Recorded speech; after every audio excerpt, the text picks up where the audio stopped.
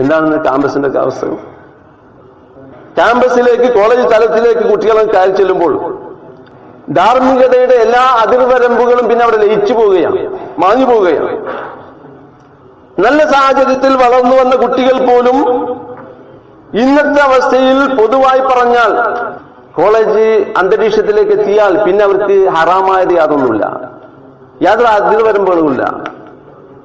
ആരൊക്കെയോ സൃഷ്ടിച്ചു വെച്ച ചില തത്വങ്ങൾ അത് അണ്ണാക്ക് തൊടാതെ വിഴുങ്ങുകയും എല്ലാ സംസ്കാരങ്ങളുടെയും തിരസ്കാരമാണ് പരിഷ്കാരവും പുരോഗതിയുമെന്ന് തെറ്റിദ്ധരിക്കുകയും ചെയ്യുന്നൊരവസ്ഥ.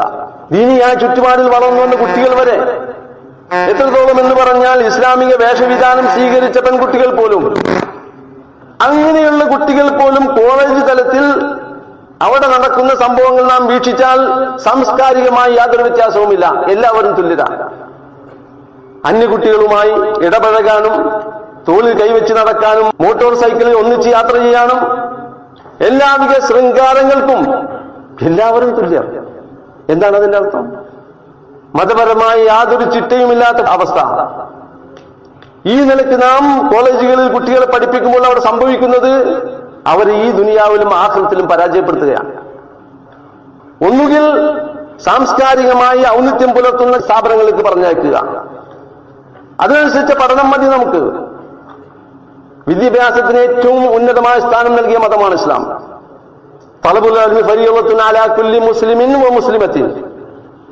എല്ലാ മുസ്ലിം പുരുഷന്മാർക്കും സ്ത്രീകൾക്കും വിദ്യാഭ്യാസിക്കൽ നിർബന്ധമാണെന്ന് ആഹ്വാനം ചെയ്യുകയും അത് നടപ്പിലാക്കുകയും ചെയ്ത മതമാണ് ഇസ്ലാം.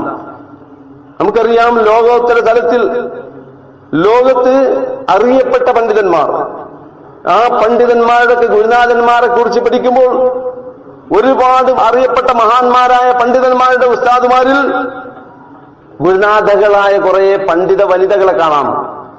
എന്താണ് അതിന്റെ അർത്ഥം? നമ്മുടെ കേരളക്കരയിൽ പോലും പണ്ഡിതകളായ വനിതകൾ ഉണ്ടായിരുന്നു, ഇന്നുമുണ്ട്. വിവിധ വിഷയങ്ങളിൽ പ്രാപ്തി നേടിയവരുണ്ടായിരുന്നു, ഇന്നുമുണ്ട് പലയിടത്തും. അതിന്റെ അർത്ഥം ഇസ്ലാം ഒരിക്കലും വിദ്യാഭ്യാസത്തിനെതിരല്ല എന്നതാണ്. പക്ഷെ അടിസ്ഥാനപരമായി അള്ളാഹുവിന്റെ വിധിവിലക്കുകൾ അനുസരിക്കാൻ പറ്റാത്തൊരു സാഹചര്യത്തിലേക്ക് അവരെ തള്ളിവിടരുത്. അവരത്തരം സാഹചര്യം സൃഷ്ടിക്കാൻ ആവുന്നതൊക്കെ ചെയ്യാൻ കഴിയുമെങ്കിലൊക്കെ, അതല്ലെങ്കിൽ അതുകൊണ്ട് ഈ ദുനിയാവും ആഖിറവും അവർക്ക് നഷ്ടപ്പെടും. അതിലൂടെ ദുരന്തം നമ്മളും അനുഭവിക്കേണ്ടി വരും. കൂട്ടുകെട്ടുകൾ എന്താണെന്ന് അന്വേഷിക്കണം, കുട്ടികളോട് അന്വേഷിക്കണം, അതല്ലാത്ത രൂപത്തിൽ അറിയാൻ ശ്രമിക്കണം. കാരണം കൂട്ടുകെട്ടുകൾ പലപ്പോഴും മനുഷ്യനെ അധപ്പതിപ്പിച്ചുകൊണ്ടിരിക്കും. അതുകൊണ്ടാണ് റസൂലുള്ളാഹി സ്വല്ലല്ലാഹു അലൈഹി വസല്ലം തങ്ങൾ പറഞ്ഞത്, മനുഷ്യൻ അവന്റെ സുഹൃത്തിന്റെ മതത്തിലാണ്. ഫൽയൻദുർ അഹദുകും മൻ യുഖാലിൽ. അതുകൊണ്ട് ആരോടാണ് നീ സഹവാസം ഉണ്ടാക്കുന്നത്, നീ സുഹൃത്ത് ബന്ധം സ്ഥാപിക്കുന്നത് എന്ന് വളരെയധികം ശ്രദ്ധിച്ചു കൊള്ളണമെന്ന് റസൂലുള്ളാഹി സ്വല്ലല്ലാഹു അലൈഹി വസല്ലം തങ്ങൾ പഠിപ്പിച്ചു. ഇതെല്ലാം നമ്മോട് പറഞ്ഞു തരുന്നത് കുട്ടികൾ വളർന്നു വരുമ്പോൾ, പ്രത്യേകിച്ച് കൗമാരപ്രായം അപക്വതയുടെ കാലഘട്ടമാണ്. ശാരീരികമായ വളർച്ചയും ചിന്താപരമായ വ്യതിയാനങ്ങളുമെല്ലാം ഏറ്റവും കൂടുതൽ ഉണ്ടാവുന്ന ഒരു കാലഘട്ടമാണ്. ആ കാലഘട്ടത്തിൽ ശക്തമായ ഇടപെടൽ ഉണ്ടാവേണ്ടതുണ്ട്, ശക്തമായ നിരീക്ഷണം ഉണ്ടാവണം. അത് അവരുടെ നന്മയ്ക്ക് വേണ്ടിയാണ്. ഒരു മുസ്ലിമിനെ സംബന്ധിച്ചിടത്തോളം നബി സല്ലല്ലാഹു അലൈഹി വസല്ലം തങ്ങൾ പഠിപ്പിച്ച ആ നിയമനിർദ്ദേശങ്ങൾ വെച്ചുകൊണ്ട് നാം വിലയിരുത്തിയാൽ, ഗർഭധാരണം മുതൽ ഒരു കുട്ടിയുടെ നന്മയ്ക്ക് വേണ്ടി മാതാപിതാക്കൾ ശ്രദ്ധിച്ചുകൊണ്ടിരിക്കണം. ആ സ്ത്രീ കേൾക്കേണ്ടത്, ആ മാതാവ് കേൾക്കേണ്ടത്, കാണേണ്ടത്, ചിന്തിക്കേണ്ടത് നല്ലതായിരിക്കണം. പരിശുദ്ധ ഖുർആനും ദിക്റുകളും നല്ല ചിന്തകളും നിറഞ്ഞു നിൽക്കുന്ന ഒരു അന്തരീക്ഷം. പ്രസവ സമയത്ത് കുട്ടിക്ക് ലഭിക്കേണ്ട പരിചരണം ലഭിച്ചിരിക്കണം. ബാങ്കും ഇഖാമത്തും. പിന്നീടും ആ കുട്ടി കേൾക്കേണ്ടത്, കാണേണ്ടത്, ശ്രദ്ധയിൽപ്പെടേണ്ടത് നല്ലത് മാത്രമായിരിക്കണം. അനുകരിക്കാൻ അതിന് കഴിയേണ്ടത് നന്മയായിരിക്കണം. അങ്ങനെ സമൂഹമായി ഇടപഴകുമ്പോഴും എല്ലാം ഒരു നല്ല അന്തരീക്ഷം സൃഷ്ടിച്ചു കൊടുത്തെങ്കിൽ മാത്രമേ നല്ല കുട്ടിയായി വളരുകയുള്ളൂ. ഇന്ന് ദയനീയമായ ഒരുപാട് സംഭവങ്ങൾ മയക്കുമരുന്നിന്റെയും ലഹരിയുടെയും അടിമകളായി നല്ല ഉത്തമമായ പാരമ്പര്യമുള്ള കുടുംബങ്ങളിൽ നിന്ന് വളർന്നു വന്ന മക്കൾ അധപ്പതിച്ചു പോകുന്നുവെങ്കിൽ എന്താണ് അതിന്റെ അർത്ഥം? നാം അവർക്കുണ്ടാക്കി കൊടുത്ത മതബോധം വേണ്ടത്ര ആയിട്ടില്ല എന്ന് തന്നെയാണ്. ഏതവസ്ഥയിലും തിരുനബി സല്ലല്ലാഹു അലൈഹി വസല്ലം തങ്ങൾ പഠിപ്പിച്ചതുപോലെ ഇഹ്ഫദില്ലാഹ യഹ്ഫദുക, ഇഹ്ഫദില്ലാഹ തജിദ്ഹു തുജാഹക.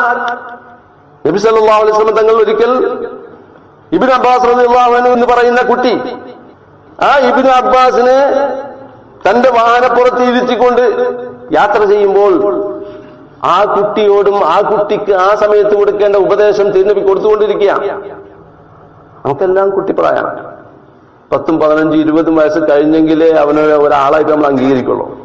അതുവരെ ചെത്തിപ്പൊളി ജീവിതത്തിന് വിധിക്കപ്പെട്ടവനാണെന്നാണ് നമ്മൾ തന്നെ ധാരണ. അവൻ ആവശ്യപ്പെടുന്നതെല്ലാം കൊടുക്കും, ചോദിച്ചതിന് അല്പം കൂടുതൽ കൊടുക്കും. അവന്റെ സന്തോഷമാണ് ആവശ്യം.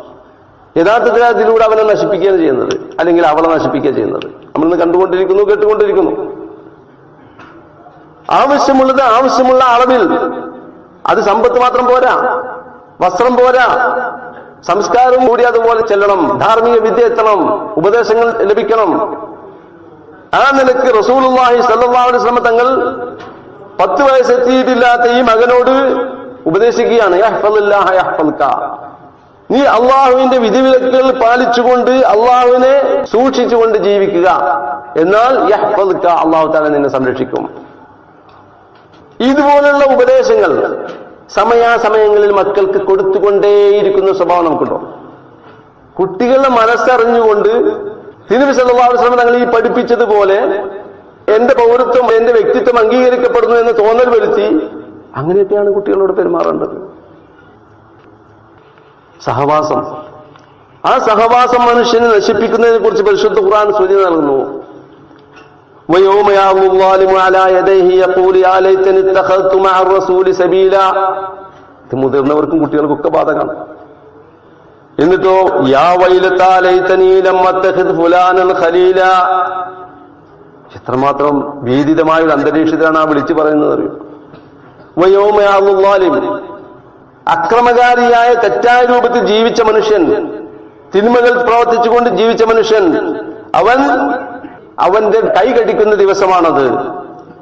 എന്നിട്ട് അവൻ പറയും യഖൂലു യാ ലൈതനി ഇത്തഖദ്തു മഅ റസൂലി സബീല, പ്രവാചകന്റെ കൂടെ, ആ പ്രവാചകന്റെ മാർഗം ഞാനും സ്വീകരിച്ചിരുന്നെങ്കിൽ എത്ര നന്നായിരുന്നു. യാ വൈലതാ ലൈതനീ ലം അത്തഖിദ് ഫുലാനൻ ഖലീല, എന്റെ നിർഭാഗ്യം, ഞാൻ ഇന്നാലിന്ന വ്യക്തിയെ സുഹൃത്തായി സ്വീകരിച്ചില്ലായിരുന്നെങ്കിൽ എത്ര നന്നായിരുന്നേനെ, ഈ അപകടത്തിൽ ഞാൻ പോയി ചാടില്ലായിരുന്നു എന്ന് പറഞ്ഞുകൊണ്ട് വിലപിക്കുന്ന ഒരു ദിവസത്തെക്കുറിച്ച്, അഥവാ പാർത്ഥിക ലോകത്ത് വെച്ച് അവൻ വിലപിക്കുന്നതിനെ കുറിച്ച് പരിശുദ്ധ ഖുർആൻ പറയുന്നു. ഇവിടെ സുഹൃത്തിനെ കുറ്റപ്പെടുത്തിക്കൊണ്ട് നമുക്ക് രക്ഷപ്പെടാൻ കഴിയില്ല. കാരണം പക്വതയും പാകതയും ചിന്താശേഷിയും അല്ലാഹു തആല നമുക്ക് തന്നു. സുഹൃത്തുക്കളെ തെരഞ്ഞെടുക്കുമ്പോൾ പോലും നീ സൂക്ഷിക്കണമെന്ന് പറഞ്ഞു തന്നു. എന്നിട്ടും നീ അതനുസരിക്കാതെ നീ തെറ്റായ വഴിയിലൂടെ പോയെങ്കിൽ അതിന് ഉത്തരവാദിത്വം നിനക്ക് തന്നെയാണ്. പക്ഷേ സുഹൃത്തിന്റെ സ്വാധീനം വളരെ വലുതാണ് എന്ന് പരിശുദ്ധ ഖുർആനും ഹദീസുകളും നമ്മെ നിരന്തരമായി തെര്യപ്പെടുത്തുകയാണ്. അതുകൊണ്ട് നമ്മുടെ വ്യക്തി ജീവിതത്തിലും നമ്മുടെ മക്കളുടെ കാര്യത്തിലും ഈ ഒരു കാര്യം വളരെയധികം ശ്രദ്ധിക്കേണ്ടതുണ്ട്. അതുകൊണ്ട് തന്നെ നമ്മുടെ കൗമാരക്കാരായ ടീനേജേഴ്സ്, ആ കുട്ടികളോട് എപ്പോഴും സുഹൃത്തുക്കളെ കുറിച്ച് അന്വേഷിച്ചുകൊണ്ടിരിക്കുക എന്നല്ല, നാം നിരീക്ഷിച്ചു കൊണ്ടിരിക്കുക. ഇല്ലെങ്കിൽ നമുക്കും അവർക്കും ദുരന്തങ്ങൾ സൃഷ്ടിക്കും. അല്ലാഹു സുബ്ഹാനഹു വ തആല കാത്തുരക്ഷിക്കുമാറാവട്ടെ. അല്ലാഹു തആല തന്ന ഏറ്റവും വലിയ ഒരു അനുഗ്രഹമാണ് ബ്രെയിൻ എന്ന് പറയുന്നത്. ബ്രെയിൻ, ആ ബ്രെയിനിനെ നിർവീര്യമാക്കുന്നതാണ് ലഹരി. ശരിക്കും ആ ഒരു വീക്ഷണകോണിലൂടെ മാത്രം നാം വിഷയങ്ങൾ വിലയിരുത്തിയാൽ, കുട്ടികൾക്ക് ബോധ്യപ്പെടുത്തി കൊടുത്താൽ ഒരു പരിധിവരെ അത്തരം തിന്മകളിൽ നിന്ന് തടയാൻ അതുകൂടി സഹായിക്കും. പരിശുദ്ധ ഖുർആനും തിരുസുന്നത്തും എന്ന് പറഞ്ഞാൽ പരിശുദ്ധ ഇസ്ലാം കണിശമായും കർശനമായും നിരോധിച്ച ഒന്നാണ് മദ്യം അല്ലെങ്കിൽ ലഹരി എന്ന് പറയുന്നത്. ആ ലഹരി ഉപയോഗത്തിലൂടെ അല്ലാഹു തആല മനുഷ്യന് നൽകിയ ഏറ്റവും പ്രധാനപ്പെട്ട അനുഗ്രഹം എന്ന് പറയുന്ന അവന്റെ ബുദ്ധി, അതിനെ മരവിപ്പിക്കുകയാണ്. 10,000 കോടിയിലേറെ ന്യൂറോണുകൾ കൊണ്ട് സൃഷ്ടിക്കപ്പെട്ട ബ്രെയിൻ. 10,000 കോടി എന്ന് കേൾക്കുമ്പോ ആരും അതിന് ശ്രദ്ധിക്കാറില്ല. കാരണം കോഴകളുടെയും കുംഭകോണങ്ങളുടെയും ഒക്കെ കണക്ക് കോടികളായതുകൊണ്ട് തന്നെ 10,000 കോടി കാണുമ്പോൾ 10,000 കോടിയല്ല എന്ന് തോന്നുന്ന അവസ്ഥയിലാണ് ഇപ്പോൾ ഉള്ളത്. ഒരു കോടി എന്ന് പറയുമ്പോൾ തന്നെ ഞെട്ടുമായിരുന്നു. പക്ഷെ മനസ്സിലാക്കാൻ വേണ്ടി ഒരൊറ്റ ഉദാഹരണം പറയാം. ഇവിടെ മാത്രമല്ല, എവിടെയും ചിന്തിക്കാൻ 10,000 കോടികളുടെ അതുപോലുള്ള അതിനേക്കാൾ വലിയ ബില്യൺ കണക്കുകൾ ഒരുപാട് സ്വന്തം ശരീരവുമായി ബന്ധപ്പെട്ടും പ്രപഞ്ചവുമായി ബന്ധപ്പെട്ടും പറയേണ്ടതുണ്ട്. അവിടെയൊക്കെ നാം ഒരു കാര്യം ചിന്തിക്കുക. ഈ 10,000 കോടി എന്ന് പറയുന്നത് 1 മുതൽ അങ്ങോട്ട് എണ്ണി അങ്ങോട്ട് എത്തണമെങ്കിൽ നിന്റെ 3 തലമുറ കഴിയണം. അല്ല, ആ വലിപ്പം മനസ്സിലാക്കാൻ അങ്ങനെയൊന്നും മനസ്സിലാക്കാം. 1 മുതൽ എണ്ണി തുടങ്ങിയിട്ട് ആ 10,000 കോടി നീ എത്തണമെങ്കിൽ നിന്റെ ജീവിതം കഴിഞ്ഞു, നിന്റെ ഭാവി തലമുറയുടെയും കഴിഞ്ഞു, പിറ്റത്തെ തലമുറയുടെയും കഴിഞ്ഞതിന് ശേഷം മാത്രമേ അങ്ങോട്ട് എത്തുകയുള്ളൂ. അത്രമാത്രം വലിയ എണ്ണാണ്. അത്രയും വലിയ എണ്ണം ന്യൂറോണുകൾ ഘടിപ്പിച്ചുകൊണ്ടാണ് നിന്റെ ബ്രെയിനിനെ അള്ളാഹു തആല സംവിധാനിച്ചത്. ലോകത്തെ ഏറ്റവും വലിയ അത്ഭുതകരമായ ജൈവ വസ്തു എന്ന് പറയുന്നത് നിന്റെ മസ്തിഷ്കമാവുന്നു. നിന്റെ ശരീരത്തിലൂടെ ഓടിക്കൊണ്ടിരിക്കുന്ന രക്തം, ആ രക്തത്തിൽ 25% ഉപയോഗിക്കുന്നത്, അതിലൂടെ ലഭിക്കുന്ന ഓക്സിജന്റെ 25% ഉപയോഗിക്കുന്നത് നിന്റെ ശരീരത്തിന്റെ 2% മാത്രമുള്ള നിന്റെ ബ്രെയിനാവുന്നു. കേവലം 1400 അല്ലെങ്കിൽ 1500 ഗ്രാം മാത്രമുള്ള സാധാരണ ശരീരത്തിന്റെ 2% മാത്രമുള്ള ബ്രെയിനാണ് 20-25% നിന്റെ ബ്ലഡും അതിലൂടെ ലഭിക്കുന്ന ഓക്സിജനും ഉപയോഗിച്ചുകൊണ്ടിരിക്കുന്നത്. ബ്രെയിനിന് ശരീരത്തിൽ എത്രമാത്രം സ്ഥാനമുണ്ട് എന്ന് മനസ്സിലാക്കുക, അത് മാത്രം പോരെ. അത്രയും പ്രധാനപ്പെട്ട നിന്റെ ബ്രെയിനിനെ മരവിപ്പിച്ചുകൊണ്ട് ജീവിക്കലാണോ എനിക്ക് വേണ്ടത്? അത് നീ സ്വയം നശിക്കുന്നതിന് തുല്യമല്ലേ? അള്ളാഹു തആല നൽകിയ അനുഗ്രഹത്തിന് ഏറ്റവും കൂടുതൽ നന്ദി കേട് കാണിക്കുന്നതിന്റെ സ്വഭാവമല്ലേ അത്? അതുകൊണ്ട് തന്നെ ഏത് രൂപത്തിലൂടെ നാം കാര്യങ്ങൾ വിലയിരുത്തിയാലും, ധാർമ്മികമായി വിലയിരുത്തിയാലും ശാസ്ത്രീയമായി വിലയിരുത്തിയാലും ഏറ്റവും വലിയ പാതകമാണ് ലഹരി ഉപയോഗിക്കുക എന്ന് പറയുന്നത്. അതുകൊണ്ട് ആ ലഹരി എന്ന താല്പര്യത്തിൽ നിന്ന് മക്കളെല്ലാവരും വിട്ടുനിൽക്കണമെന്ന് ശക്തമായി നാം സമൂഹത്തോട് വിളിച്ചു പറഞ്ഞുകൊണ്ടിരിക്കണം. എന്തുകൊണ്ട് എന്ന് ചോദിച്ചാൽ, നിസ്കാരവും നോമ്പും ഇബാദത്തുമുള്ള കുടുംബങ്ങളിൽ നിന്ന് വളർന്നു വന്ന മക്കൾ പോലും ഫംഗ്ഷനുകളിലും കോളേജ് ക്യാമ്പസുകളിലും മദ്യം വിളമ്പുന്നൊരവസ്ഥയിലേക്ക് തകർന്നു പോയിരിക്കുന്നു ധാർമ്മികമായിട്ട്. അതുകൊണ്ട് തന്നെ വളരെ ശക്തിയുക്തം ഇത്തരം വിഷയങ്ങളിൽ ഇടപെടുകയും സംഗതികൾ അന്വേഷിച്ചറിയുകയും അത്തരം ദുരന്തങ്ങളിൽ തങ്ങളുടെ മക്കൾ അകപ്പെടുന്നില്ലെന്ന് ഉറപ്പുവരുത്തുകയും ചെയ്യേണ്ട ബാധ്യത ഓരോ മുതിർന്നവർക്കുമുണ്ട്. അതുകൊണ്ട് ആ ഉത്തരവാദിത്വ നിർവഹണത്തിൽ മറ്റെന്തും പോലെ തന്നെ നാം ജാഗരൂകരായി മുന്നോട്ട് പോകേണ്ടതുണ്ട്. അല്ലാഹു സുബ്ഹാനഹു വ തആല തൗഫീഖ് നൽകുമാറാവട്ടെ.